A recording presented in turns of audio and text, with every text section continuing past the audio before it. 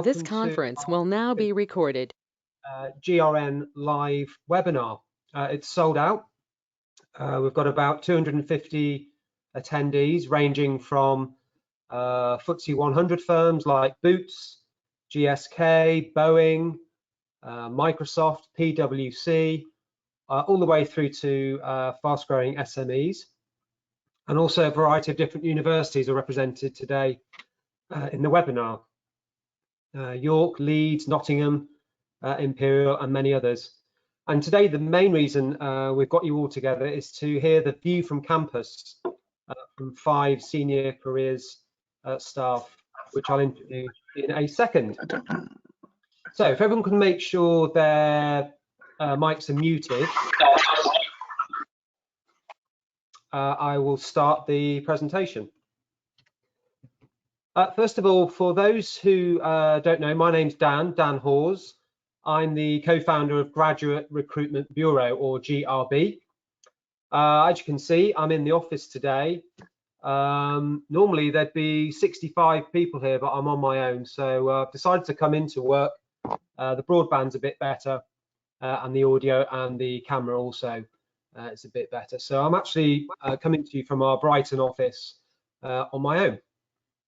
I set the firm up with a colleague back in 1997, and we have served over 1,800 clients, all sectors, clients such as Post Office, IBM, Unilever, Ocado, and other fast-growing SMEs with our recruitment consultancy services.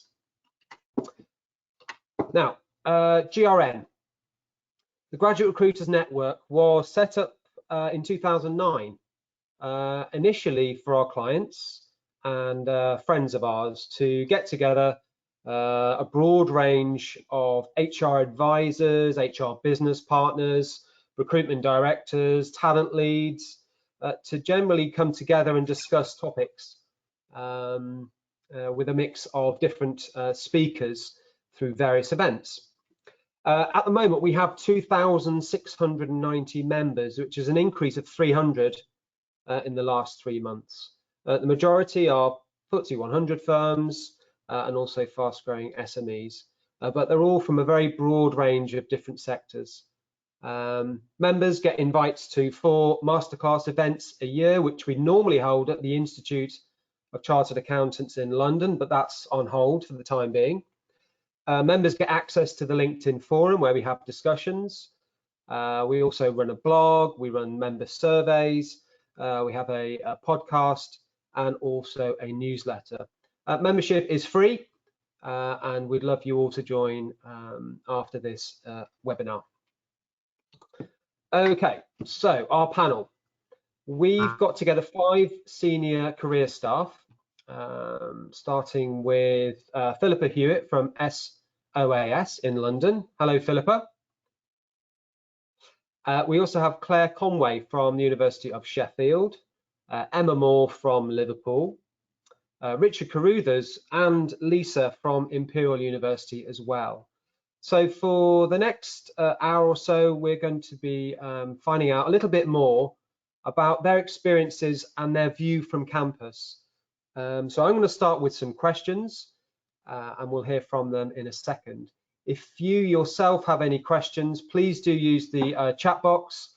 I'll be monitoring that and I'll be able to answer your questions at the end. So here we go.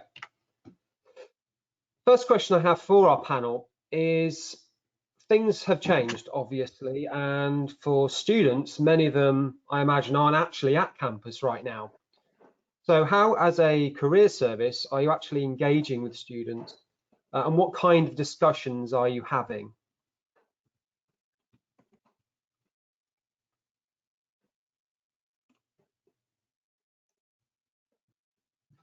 It's Philippa from SOAS. Shall I go first? Okay, yeah. Yes, sure. SOAS is a relatively small institution and we have a single campus. So in a sense, moving off campus was a much easier process for people who had to move away from multiple campuses. We went fully off-site very quickly and we've been able to engage with students, I think, quite effectively. we have a lot of international students, so we've noticed that we're doing quite a lot of one-to-ones with students who are in different countries now. That's something we've always done, but not quite as much as this. We're doing an awful lot more proactive reaching out to students as well, because we know that they're anxious. I mean, my daughter is a finalist, so I fully understand how horrible it is for them. So we're doing a lot more reaching out to students with much more tailored stuff, doing a lot of bite-sized information, and trying to engage with them in that way. That's kind of my start of it. Okay. I mean, thankfully we have technology to reach students, so that, and presumably they're comfortable with doing that. What kind of discussions have you been having with them? We've been doing a surprisingly large amount of practice interviews, interestingly. So we've noticed that recruiters haven't stopped. We were worried that they would all stop. We've done quite a lot of practice interviews. We've done quite a lot of kind of anxiety checking career stuff, where people say, I just want you to have a look at my career plans, what's happening in the sector, am I likely to get a job or not? So it's sort of ranged from the whole gamut. We haven't seen that many fewer students either, although we're off site, we're still seeing quite a lot of people. So we're using Google Hangouts mostly, and Microsoft Teams and Blackboard Collaborate, because we're engaged quite well with our academic developers. So we're trying to use the same technology that students are familiar with. But that's all worked quite well. And some students like it better because they can look at the same document on a screen with somebody else, whereas normally we'd say to them, please print your CV and write. So, there's some advantages. Good, sounds good. Hi, Richard. Morning, Dan. Can you hear me? I can hear you, yeah. Yep, fantastic. Very similar, actually, to what's happening there at SOAS with Philippa. I'm the Deputy Director for the Careers Service at Imperial College. So we've got about 15,000 students studying STEM degrees. And then Lisa is also on the call. She's from the business school. So there's about 1,500, I think, students at the business school with a separate service. What we basically have seen is, I think it was the 16th of March, we announced we were closing campus and suspending teaching till the end of the summer term. So when that announcement came out, there've been a few plans in the background, and we basically moved everything online onto MS Teams. So we've been taking basically our on-campus delivery of one-to-one appointments, CV, and interestingly, actually, the interviews. We've seen those have been very popular. The students have been sort of going through video interviews or digital online assessment centres with recruiters. So it's encouraging to see things haven't completely stalled. But probably the one-to-one appointments, what we've seen from the undergraduate and master students right across the board, whether they're UK or international, first years right the way through to finalists, is they're polarized. There's one end of the spectrum, the students are really concerned and think that basically recruitment has completely closed, that there's no internships available, that there's no graduate recruitment, that they're now going to be unemployed. And then the other end of that spectrum is almost sort of a closed, sort of blinkered mind to what's actually happening, thinking this isn't going to impact at all, that there'll be no change to the job market, industry will continue just as it is. So we're really seeing sort of a split in student opinion. Obviously, there's going to be a lot in the middle, which maybe haven't reached out to us yet because they're focused maybe on exams. But from our ends, this was our quietest time. The Easter vacation traditionally is our quietest time. As students focus on coursework, dissertations, examinations, things like this. But we are now starting to see an uptake as we've come, well, not back to campus, but as the students have gone to online teaching, they're starting to now come forward and actually attend quite a few of the sessions we put on. Okay, and have you got an example of some of the sessions that are popular? Similar thing to what Philippa was saying, interviews is certainly sort of picked up. CVs is always something students are interested in, CVs and cover letters. We've seen a huge uptake actually in LinkedIn this term. So how to actually use LinkedIn to sort of explore opportunities, network along those lines. And we've started running sort of a COVID-19 update to the student group. So to continuers, to finalists, masters, PhDs, on what we're hearing from various surveys, from various employer recruiter connections that we've got, just to try and sort of myth bust. So when students are saying everything's closed, it's actually, a lot of companies are moving to online virtual internships. There's various platforms that are available to sort of build your knowledge. So those are the sessions where we've seen a big uptake. Interesting. So with regard to the interview advice for students, is this for video interviewing, presumably now?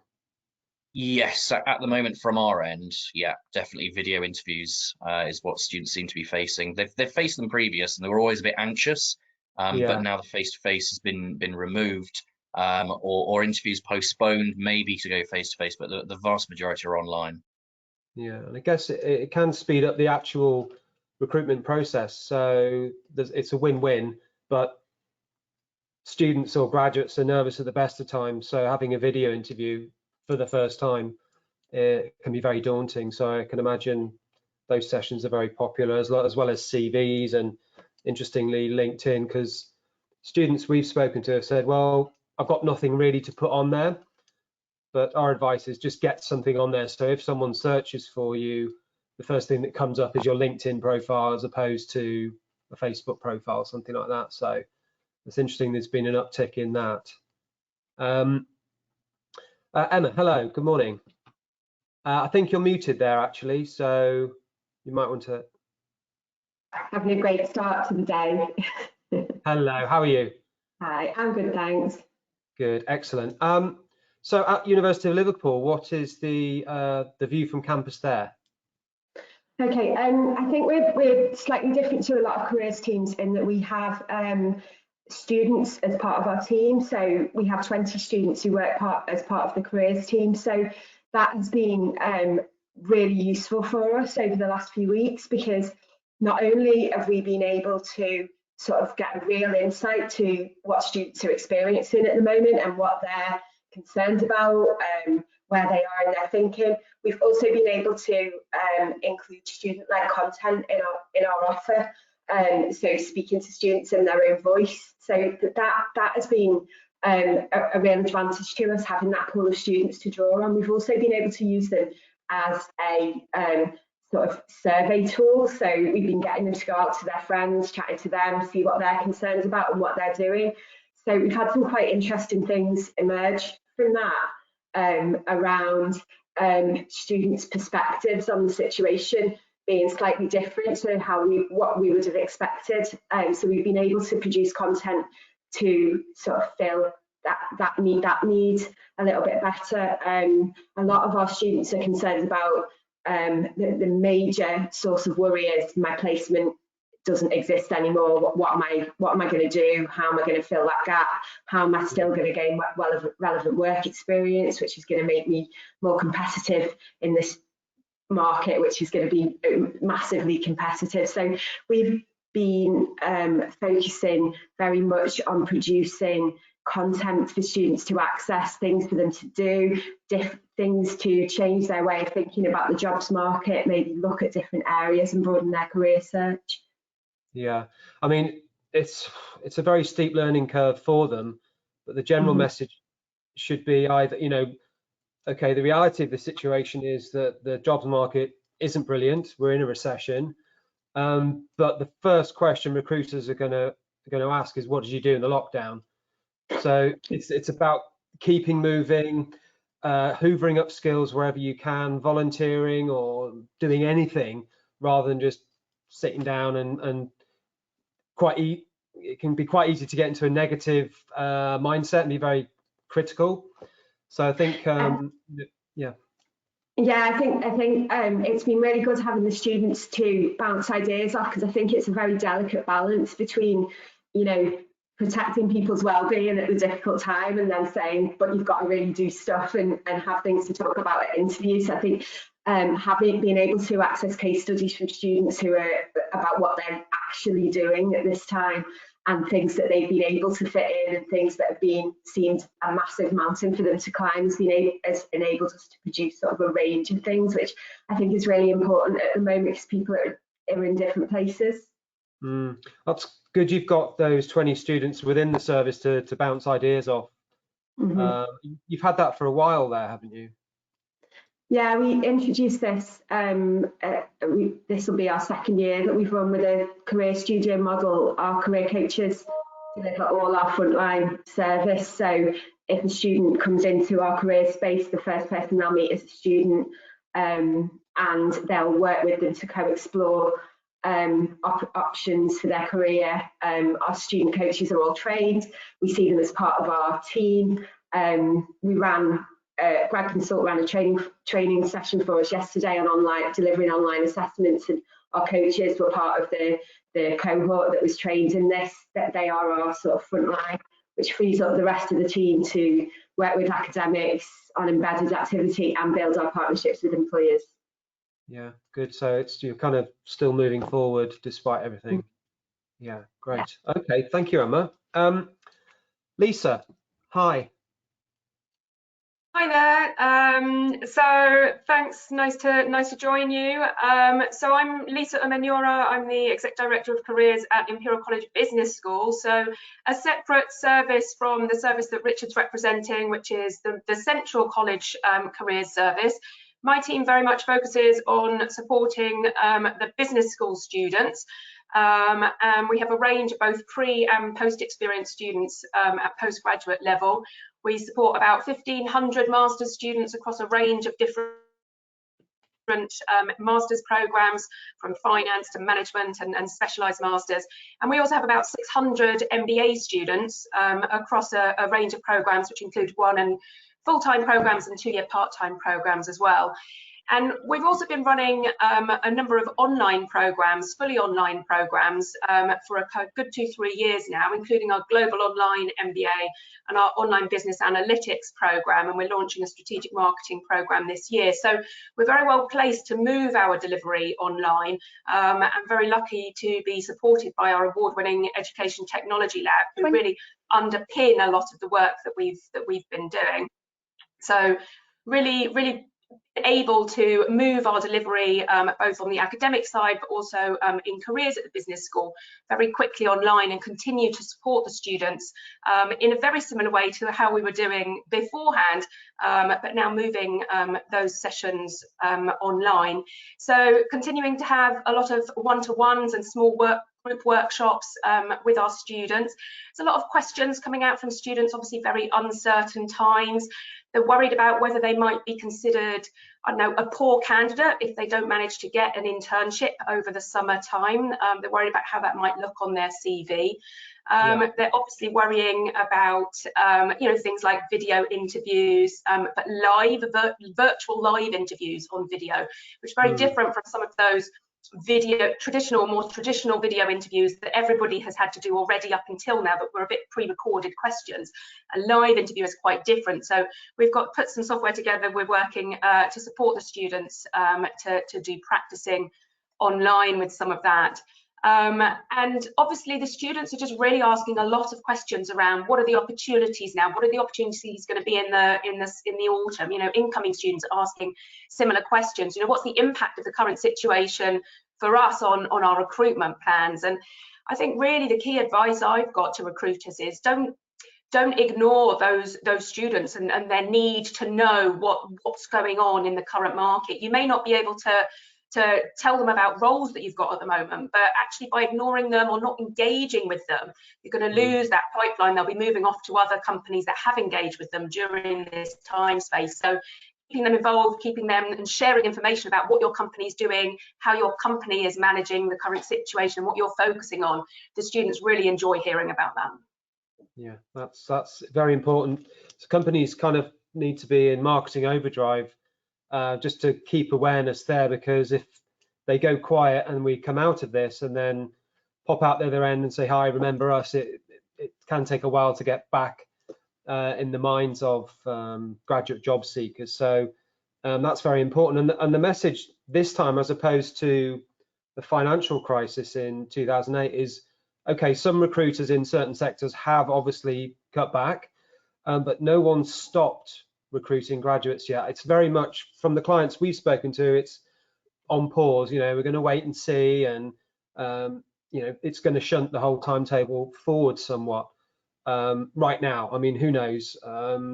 Things changing very, very quickly, but that's a positive message, and we don't want graduates panicking, because we know recessions can set them back considerably, and some rush to take the first job that they're offered. So your advice to reassure and calm them and give them proper advice about how the process has changed is going to be extremely useful right now. And you're also dealing with non-EU students and graduates as well. So you've got a broad range of students with different interests, different ambitions, different degrees. You know, it's challenging on all fronts. Absolutely, and one of the things that we're seeing is that you know, some of our students across campus, you know, are still in the UK, but we've also seen a large number of our international students go back to their home countries. But some of those are wanting to stay in their home countries and getting a job in their home countries, but some of them, their plan was to stay in the UK and to work in the UK, and so they're still interested in coming back.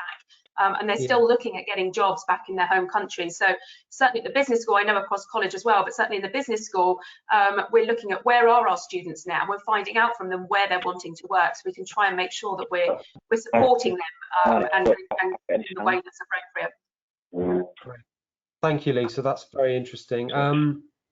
We have Claire Conway from University of Sheffield. Hello, Claire. Hi, Dan.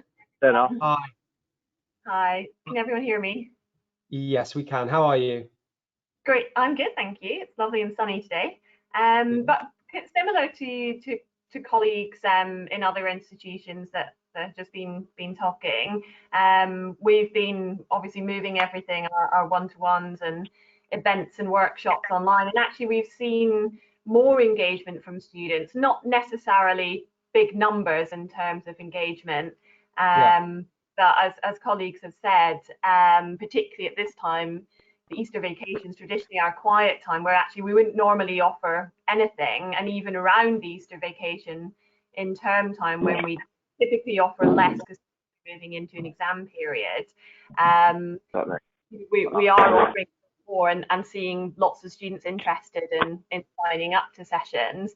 We're also seeing much more engagement with the online sessions than we've seen in the past. So we've always offered a flexible program to our students. So most of that has been face-to-face, but we have offered webinars, particularly with employers, but we have tried other formats to engage students who are perhaps not on campus or who just want a different way of engaging with us.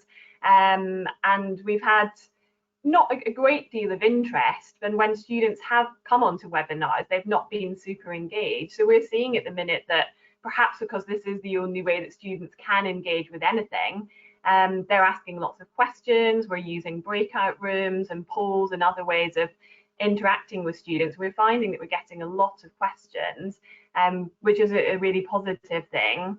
We've been running all of our usual sessions, and unlike colleagues, we're seeing an increase in interest from students on video interviews and online interviews in levels that we hadn't seen before. So we've been producing more guidance around that and having more sessions. But we've also just run some open Q&A sessions, partly to help us understand actually what our students worried about, so that we can then develop a program to support them. So we did that quite quickly, and we've run other similar sessions since, and then developed the rest of our program for the rest of the semester on what students were worried about. So it's helped us get an insight into what students are thinking about, but it's also sort of helped us to address their immediate anxieties and you know, help them find ways forward. So much of the questions we've been asking, like colleagues, are around the immediacy. So what about my part-time job? You know, I now can't work in a restaurant. I need that money. What should I do? So, you know, some bigger immediate anxieties. And then a lot of questions around placements. Obviously, we've got lots of students who do year-long placements that have now finished early, and anxiety around that, where students aren't suffering as a result of that. They'll still pass that year as long as they submit the assessments. Right. But we're still getting lots of questions about students feeling maybe they've missed out on the opportunity, and seeking advice as to how to, you know, do other things that might support skills development or development of contacts and networks. And the other thing that's been interesting, and it would be interesting to see how this develops, and perhaps other colleagues may have comments on this, we've noticed that students engaging in one-to-one appointments seem to, more than usual, be finding the reflective process perhaps a bit easier than students normally find it. And we've heard from other colleagues, academic colleagues in the institution, something similar. So we're sort of speculating at the minute because it's kind of early days, but interesting perhaps that students are in their own environment and maybe a bit more comfortable with reflecting on where they're at, or being more open about their thoughts and feelings about the current situation, their current situation. So we'll see how that develops, but we've been picking that up too. That point is interesting, that for all of us it's a time to reflect on our careers and what we want to do, but for people who are just starting out, this may make them have a complete rethink and think, you know what, I want to get into pharmaceuticals or medicine or something completely different, because this situation has made people maybe reassess what would give them job satisfaction, rather than a traditional graduate recruitment scheme. So it'll be interesting to see the landscape after this, how graduates take that first step into the workplace, and if certain industry sectors attract more than others as a result of this time of upheaval. So that's an interesting point. And you also talked about having the right environment for these virtual sessions to run. And obviously for some students it may not be possible, maybe in a shared house the broadband might not be great, or they might not be comfortable, or might not have access at all. One of the first questions we've had through is from Anna McAdam, who has asked, what are you doing to support students who don't have the home environment that facilitates being proactive during lockdown, e.g. no access to tech, no private or quiet space, lack of social capital?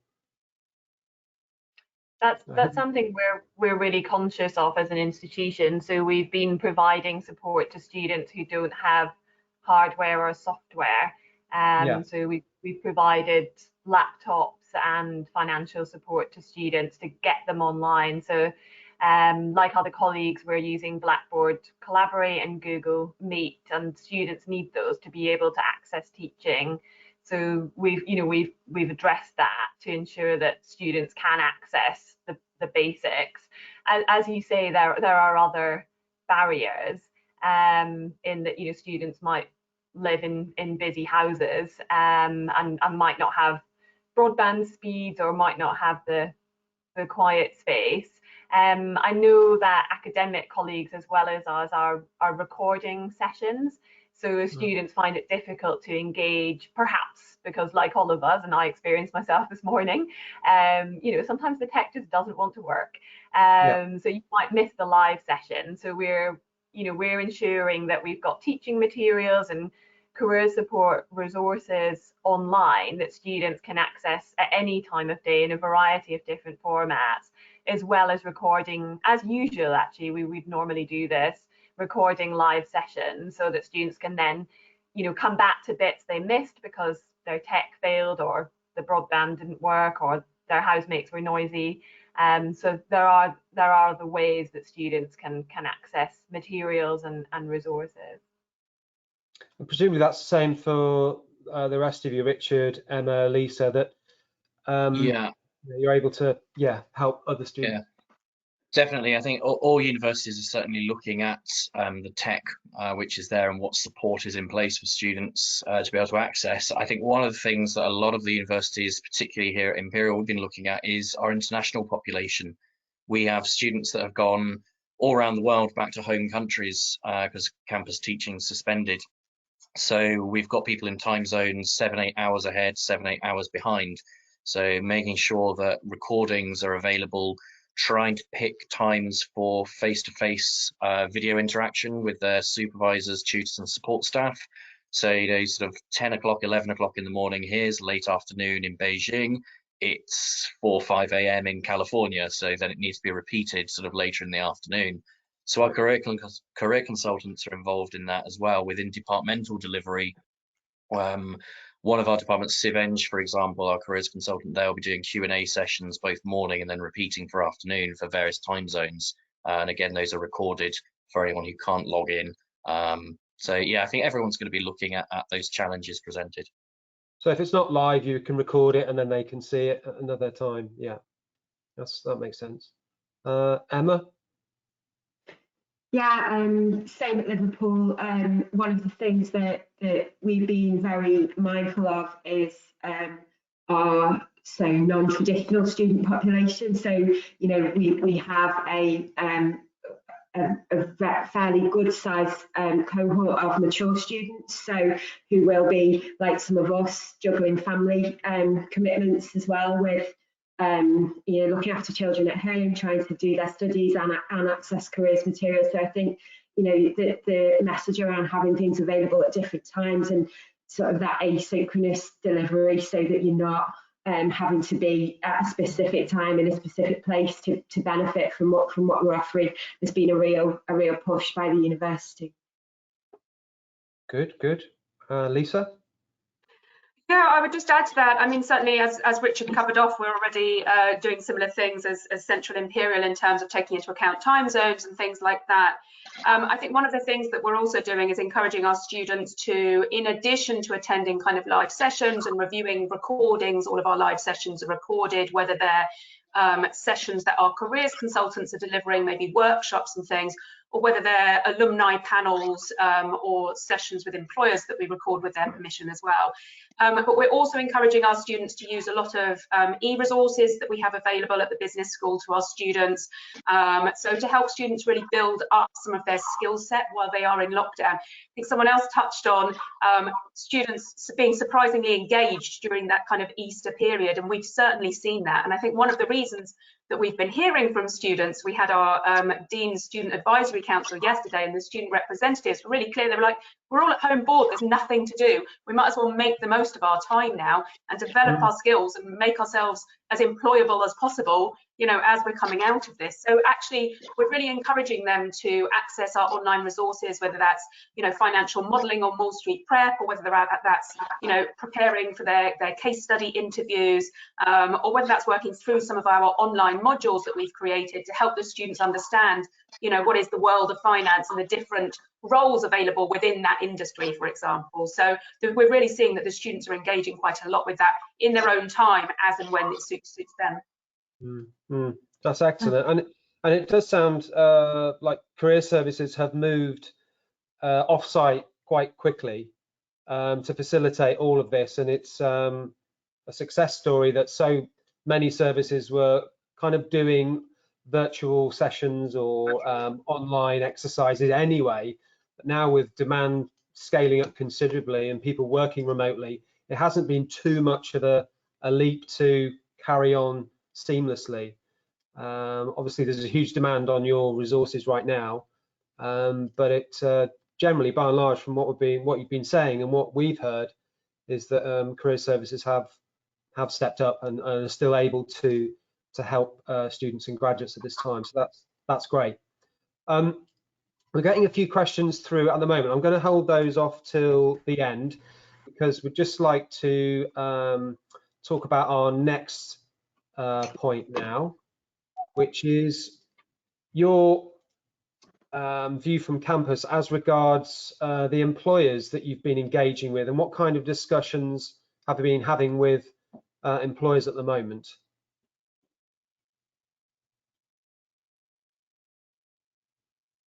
I could start on that one if you want to, Dan. Yeah, okay, Richard. Yeah. So I think the questions and the discussions we're having with employers have been quite muddled, to be honest. Recruiters and employers are obviously trying to plan for the future, and we're trying to plan for the future. I think the main question has been around, if we want to contact students now, what can we do? And these various events that we're running, these online webinars, that's kind of an easy win. We can answer that. What does autumn term look like is the really difficult one. Right. We currently don't know yet what our autumn term will look like. So we're making plans that this current situation will completely go away, that we will be 100% back on campus and back to normal. We realise that that's probably not going to be the case. We are therefore putting in contingencies for a blended learning, so on-campus teaching with digital teaching. The same would apply for the career service. So we may be able to run some face-to-face. We may have to do career fairs, employer presentations, workshops, etc. for the big graduate recruitment season of the autumn term, digitally and blended. And the final contingency is really everything online throughout the autumn term to fit around whatever the government advises institutions like us to do. A careers fair at Imperial will attract 2,500, 3,000 students to the engineering careers fair, 80 odd employers. That's obviously a huge number. So we're anticipating that we probably won't be running those as normal, but we are planning that if this all does miraculously change back to normal, that we can go ahead with that. But yeah, there are contingencies, and I think speaking with other career services, that's sort of the general consensus. This sort of plan A, and the reality is probably more plan B is what we'd be going for. So you'd switch your career fairs virtually or just not have them? Virtually is where we'd go for, be our preference over not having. Now, what format that takes is still being explored. There's various providers of digital career fairs out there. We've got our own platforms which we can use for sort of the presentations, lecture style talks, running panels or forums like industry sector talks. We may get a few people from, say, pharmaceutical or consultancy or banking together to sort of speak with students and share opinions, experiences. So how that's actually going to look, there's sort of a lot of discussions taking place. The immediacy of this term is kind of, we can answer those questions, we can get people booked on for talks online. Yeah. The harder one is the future and what that looks like. There's lots of platforms out there with all the bells and whistles, and there's some which are out there which basically will do the bog standard. They'll connect a student to an employer through a website.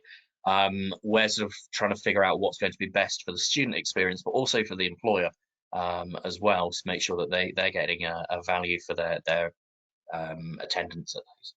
Yeah, virtual career fairs have taken place before, so I guess the technology is there, but you've got to at some point make that decision. Yeah, and it's a student experience. Would there be an appetite for it as well from students? It's hard to say. Yeah, I think one of the key things as well for us, which we're sort of not concerned, the wrong word, but sort of just wary of in the back of our mind.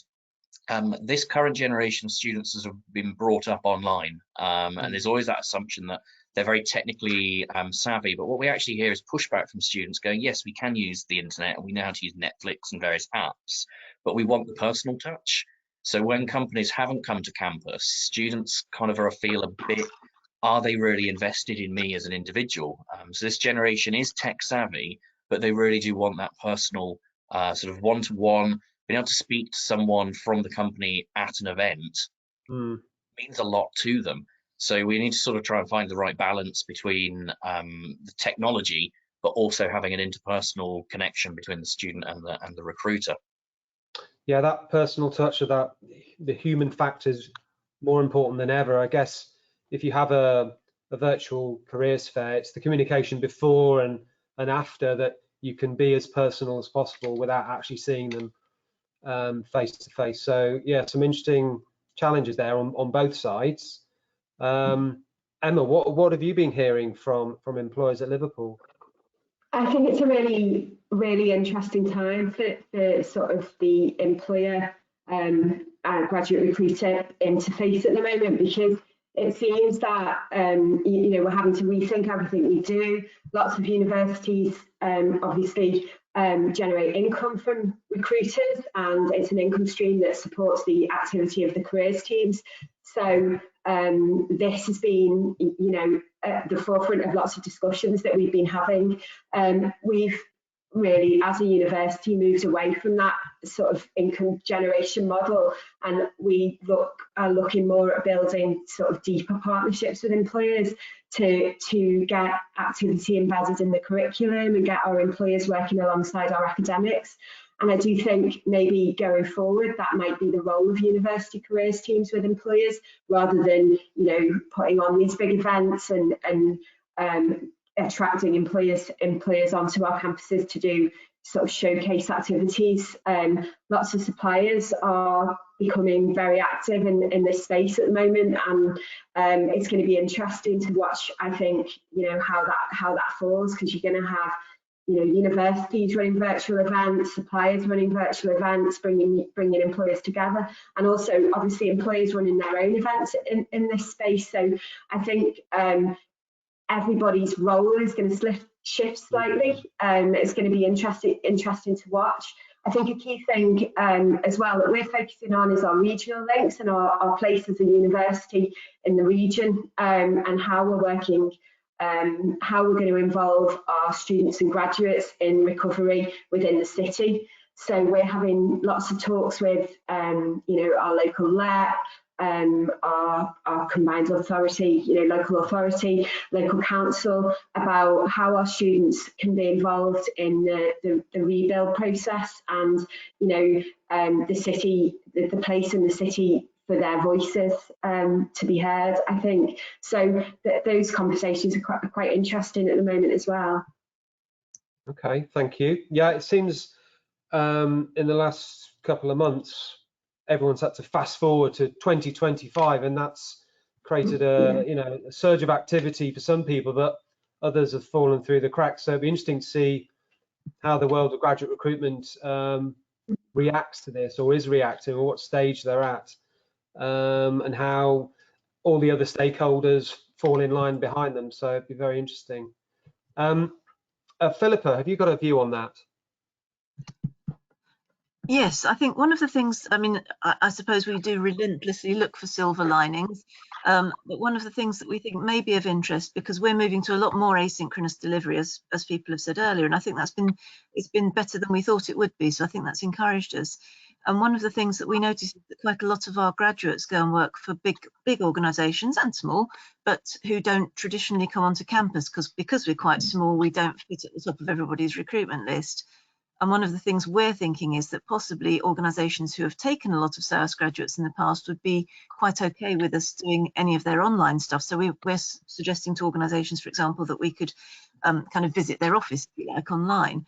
And we're doing a thing over the summer called Company Clips, where we're getting organisations to talk to SOAS students on a video, but, you know, we'll hold that on our site, about why they like SOAS students and what they might recruit for. So we're hoping that possibly some of this may be quite helpful for us, because we may get some of those bigger organisations in that traditionally wouldn't have come to campus. That's interesting. Yeah, good. I mean, I guess it's quite, with a lot of employers putting things on hold at the moment. It's quite hard to know how this is going to pan out. The only thing you can do is respond to what students are asking for right now, and then relay any information you get back from employers. But the whole careers fair situation will really be crucial to get right for both sides. So it'll be interesting to see how that falls into play in the autumn. I mean, what's it like at the Imperial Business School, Lisa? Yeah, I mean, look, we're seeing a similar thing. As Richard mentioned, we're obviously planning for multiple scenarios in the autumn, whether that be people are back on campus, everything's back to normal in a dream world, whether we're back on campus but with social distancing in place, we can only have small numbers on campus at any one time, whether we've got online, whether we've got people online and on campus simultaneously, which I think is most likely the scenario that will actually play out. So we're very much preparing for some sort of kind of dual delivery, multiple delivery, both on campus and online, and looking at how we support our students in a combination of ways, and how we therefore work with our employer contacts and our recruitment partners to really find a way for them to engage both with those students who are on campus and are therefore expecting and wanting that face-to-face interaction, and with our students who are online and who are wanting and expecting to have that remote engagement, and trying to find how we might be able to balance and manage some of those. I mean, at the business school, typical of any business school, really, I'm sort of supporting this, representing business schools more widely here, but we tend to work in a slightly more tailored way with recruiters, and we have a range of opportunities for employers to engage with our students and to kind of get to know our students and speak to them, whether it's hosting virtual events and webinars, whether it's getting them involved in panel events, sharing their video content, promoting opportunities on our jobs board, helping them target their search to specific students on particular programs with different skills. There's a variety of ways that we already work, and because we already have a number of fully online programs, we already are experienced in delivering online for those students. So we've got some experience that we can fall back on. We're continuing to have, like everybody, lots of regular engagement and conversation with our recruiter partners. We're holding our annual employer forum. Is coming up soon on the 19th of May, and we're going to be holding that virtually this year, and I've got some interesting activity taking place during that. So of course we'll be talking a bit about our plans for autumn delivery and having a two-way conversation about that, but we're also looking at how we can support recruiters, some of whom have not had to deliver virtually before, and are looking to us and to other career services to share some of our experience on how we do that. So that's one of the things we'll be sharing, some of our best practice at the event.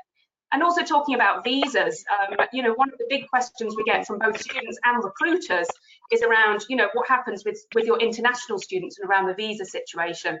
So that's another area that we'll be talking about at our virtual employer forum. So just to say, if anyone hasn't signed up for that and would like to, feel free to reach out to me. But we're looking forward to having that opportunity to have that two-way conversation in more detail.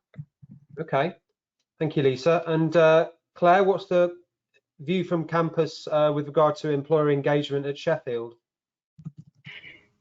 Very similar to what colleagues have been talking about. I mean, I think we've always tried to be really flexible and respond to what employers need, and so that continues really. So we're offering the opportunity to do both recorded and live webinars and Q&As.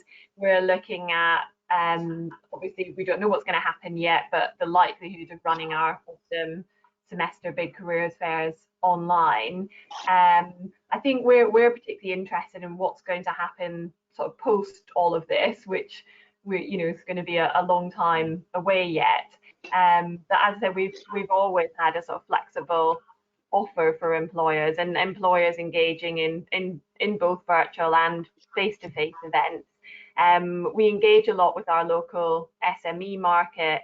And we're partnered in the RISE scheme, which is a Sheffield-based graduate recruitment scheme with local SMEs. So we work closely with a lot of small companies, as well as the bigger national and multinational companies. So yeah, I think for us it's similar to colleagues, but just emphasising to employers that flexibility that we can respond to what it is they need in the way that we always have done.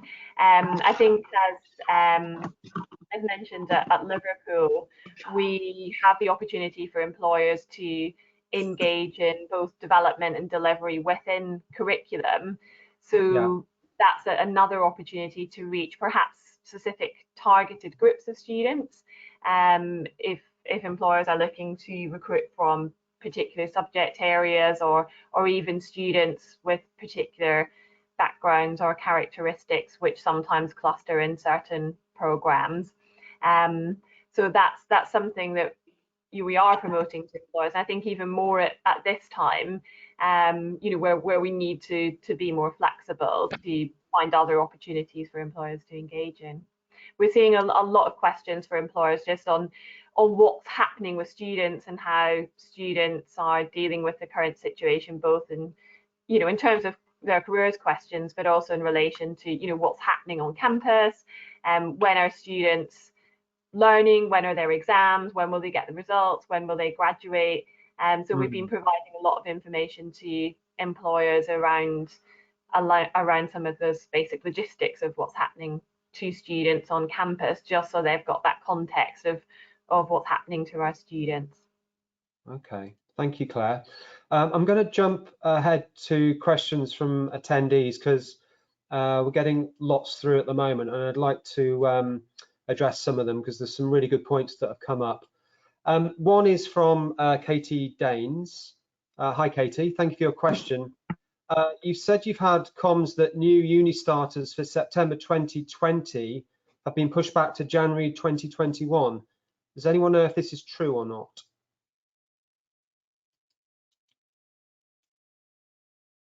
I can dive in with an answer-ish to that. It's something which I believe universities are discussing. I think at the top levels at Imperial, we're even discussing pushing to a January-February start. But as far as I'm aware, and I don't know about others, but we've not made that decision yet. I believe that the hope is that we would continue to start late September, early October for our normal start dates. But I know it is something which has been put into the planning, so I guess that doesn't quite give an answer, but it's not a complete fabrication. Universities have certainly looked at that as an option, but as far as I'm aware, I don't think anyone's actually committed to that yet. Okay.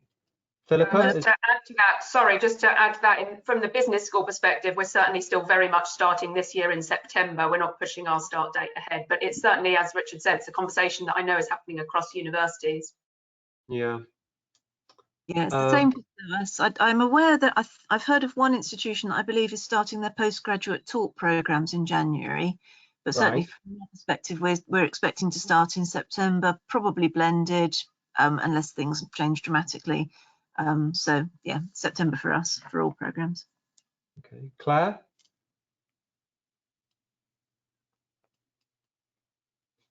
Emma? No? Okay, we'll move on to the next one. From Tricia Raxworthy. Hello, Tricia. Thank you for your question. This one's for Richard. When you talk about sessions, are you talking about one-to-one appointments or group sessions? Both. We're doing one-to-one appointments with students, so they're about half an hour, 40 minutes on a one-to-one basis. We're also running group sessions, so like the CV workshop, LinkedIn. There's a LinkedIn workshop that I'm actually hosting, I believe, in about 40 minutes, and that's got about 20 or so students booked on. So yeah, it's a real mix. We've also got employer webinars which are taking place. So we've had them over the past few weeks. We've got more coming up. So there's obviously group as well. So it's a real spread. Okay. One of the questions was from Charlie Statham. Hi, Charlie. You were asking about whether any of the careers advisors are hearing from employers with regards to campus attraction activities in the autumn, and will it be virtual? But I think we've touched on that. It's kind of some will, some may, some won't be. But certainly the technology is there. It's just ideally you'd like it to be face-to-face, but chances are it might go virtual by the sounds of it. So we've kind of covered that. Georgie Petrov has asked a question. In your current work, are you prioritizing particular students, so year 3 undergraduates or postgraduate students?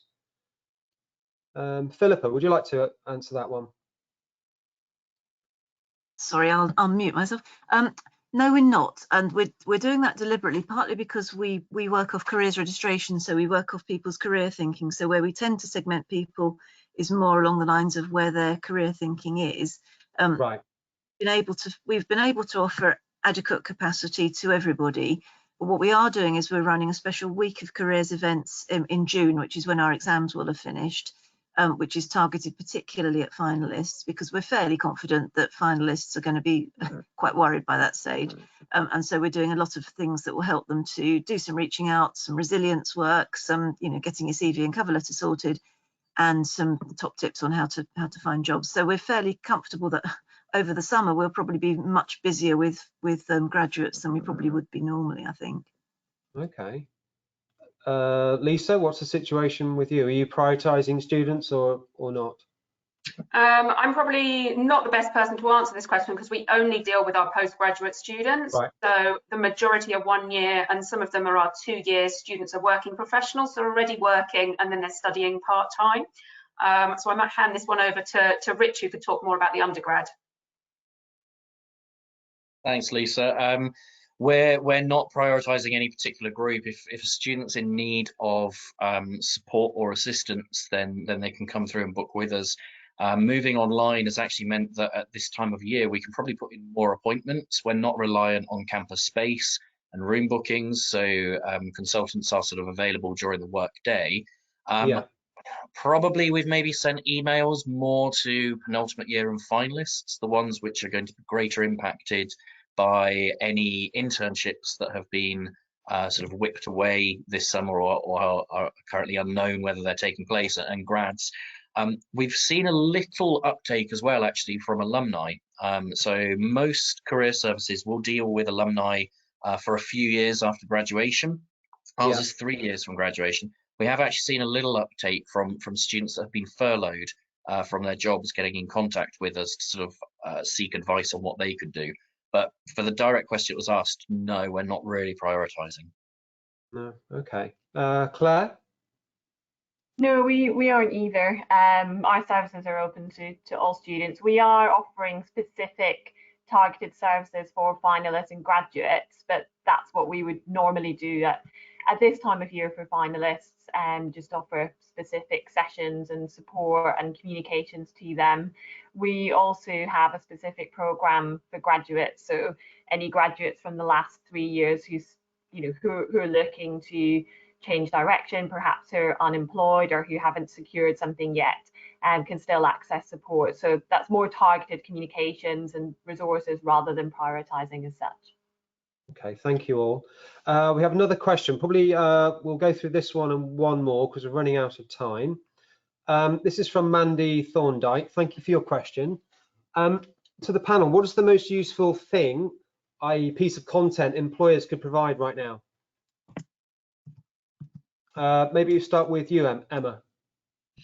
Most useful thing. Sorry, you're on mute. You're on mute. Sorry, Dan, my internet just went down for a minute then. Can you just repeat the question? Of course, it's from Mandy Thorndike, and she's asked, what's the most useful thing, i.e. piece of content that employers could provide right now? I think from our perspective, we are looking at producing content for students who aren't able to do a placement year next year. So I think case study material or live problems that we can share with academics to use within their course content would be, that's sort of the #1 thing that we're looking for at the moment. Okay, thank you. Philippa? That's a great one, isn't it? I think probably some sort of work experience, even if it's job shadowing. I like the idea of case studies. It's something that gives students an opportunity to experience the workplace, even if it's remotely. Good one. Claire? Yeah, I think just echoing what colleagues have said already, I think what students are missing out on is the opportunity to have part-time jobs, work experience and placements this summer. So anything that can replicate that, whether it's, as Emma said, sort of small problem-based activities that could be standalone that students can access, or things that we can integrate within curriculum, opportunities to do work experience virtually, or even just opportunities to shadow certain events or meetings, or network in some way with a variety of people in different roles, because that's what students are missing out on, both through on-campus activities but through work experience opportunities as well. Yeah, that's true. Richard? That's a really good question, actually. Thank you. From what's been said, yeah, the work experience side, if that obviously can't be done, or work shadowing, If you've got learning managers or people within the organisation which would sort of help a grad develop when they're there, if they could maybe share like a reading list, or if there's online courses that they would be able to recommend. So we've had some conversations where companies have said, in the pharmaceutical industry, maybe if they can't get in labs, they're not developing skills there, having base knowledge of intellectual property would be good, or base knowledge of financial accounting would be beneficial for them. So then we can direct students towards the massive open online courses, or towards LinkedIn Learning to try and find a resource there. So if there's anything that you think the student could be using to upskill, that would be useful for us to pass on to those students. Yeah. Lisa? Yeah, great question, and some great responses from my colleagues here. So I echo all of the above. I think in terms of work experience, I would maybe say, rather than work experience per se, maybe consideration around a piece of work or a project, particularly if people have furloughed staff and there's work that needs doing, consider having a student or a group of students to carry out a project, which they can obviously do remotely. It's a fantastic experience for the students, and the company gets some work done, things don't stall. So it's a bit of a win-win, and we can certainly help to group and share out that opportunity. And then, as we were talking before, students having time on their hands, I totally echo what Richard was saying around, suggestions around what students could be focusing their time on, what skills would be particularly valued in that industry or by that particular company that students could work on in addition to their academic studies. Great, thank you. One more question, because we've had a lot about what's going to be happening in the autumn with regard careers fairs. Will they be virtual? Will they be in person? Someone has asked, Robert Coldwell has asked, if it was to go ahead in person as normal, would employers risk sending their staff to university campuses? Emma? I mean, I think from my perspective, any idea of running a large-scale careers fair on campus in autumn, it's so unlikely. I think at this point, I think there's probably going to be some form of social distancing, and I just don't think a careers fair is on campus is going to be appropriate. I mean, we're getting messages from employers now that autumn isn't face-to-face in autumn is not really going to be a thing this year. The online, I think, is where contact is going to happen. I really would be surprised if either side, the employer side, would be travelling, and the large scale event, that if careers fairs happen in autumn. Okay. Claire?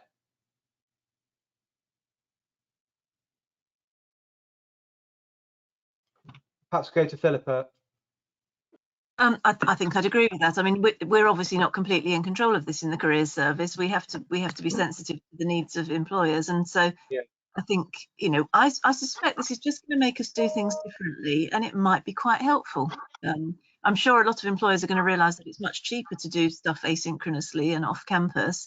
And so, I suspect what we'll be having in January is a bit of a dialogue about, well, what does next year look like presumably once everybody's safe and vaccinated. But yeah, I think I tend to agree. I doubt we'll be seeing many people on campus at all. Yeah, maybe not this year, but maybe next year. Yeah, and I think maybe operating slightly different models. I mean, I think somebody said earlier about, how do we operate with employers going forward? Do we charge them for the careers fairs, or do we operate a completely different system? Richard? Yeah, I think we are planning for career fairs for the autumn term, but that's going to be under government advice. I think it is unlikely that they'll take place as each day goes past. And I think that the key bit is obviously a university isn't going to go against government advice, and we're not going to be in a position where we'd put visitors to campus or our students at risk. So if the government advice is not to have large-scale meetings, then fairs would be digital. Yeah. Okay. Presumably that goes for you as well, Lisa, being within the same university.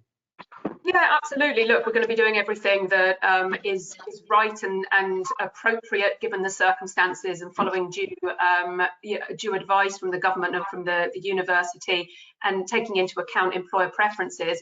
I mentioned before thinking about some of that kind of dual delivery or multimodal delivery, we're calling it.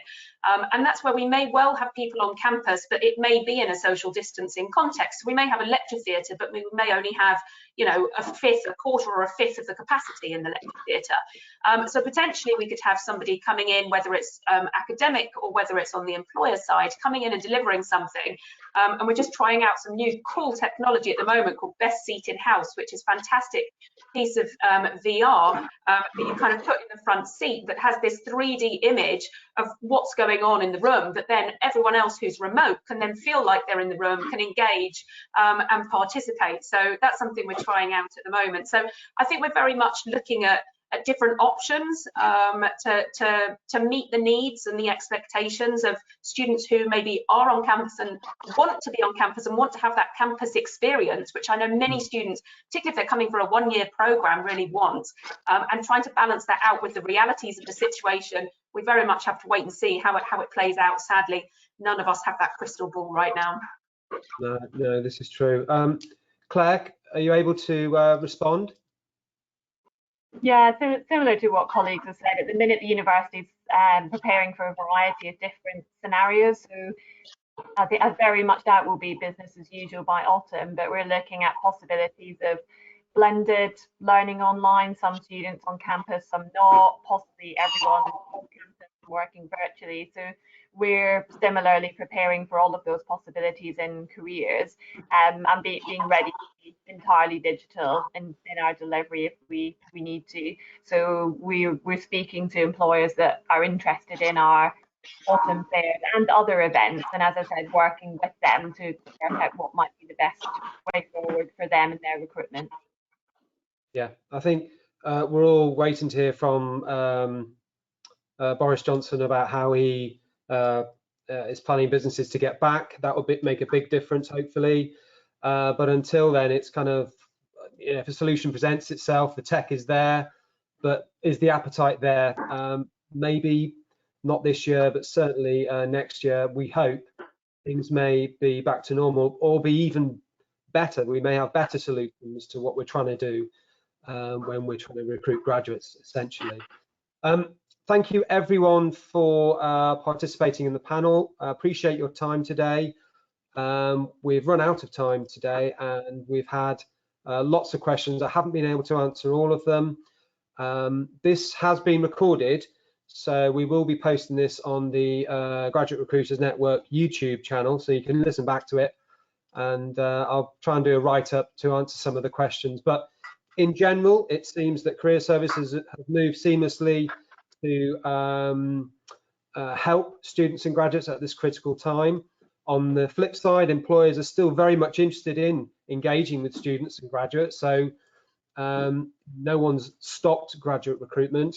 The autumn is up for debate whether there will be any events on campus, but I think we'll all agree we'd just like to get this year out of the way and look forward to planning 2021. And maybe this whole episode might actually create more efficiencies and make graduate recruitment even more effective as we move forward rapidly. The next event is on Wednesday, the 20th of May, for our next live webinar. So in 2 weeks' time, we're going to be trying to do these every 2 weeks now. Wednesday, the 20th of May at 10 a.m. We'll be hearing from Pearson, Jacob Stevens, who'll be talking about rethinking graduate skill sets post-COVID. So we'll be looking forward to hearing from him. Thank you all once again, and have a lovely day. Thank you very much. Thank you. Thanks.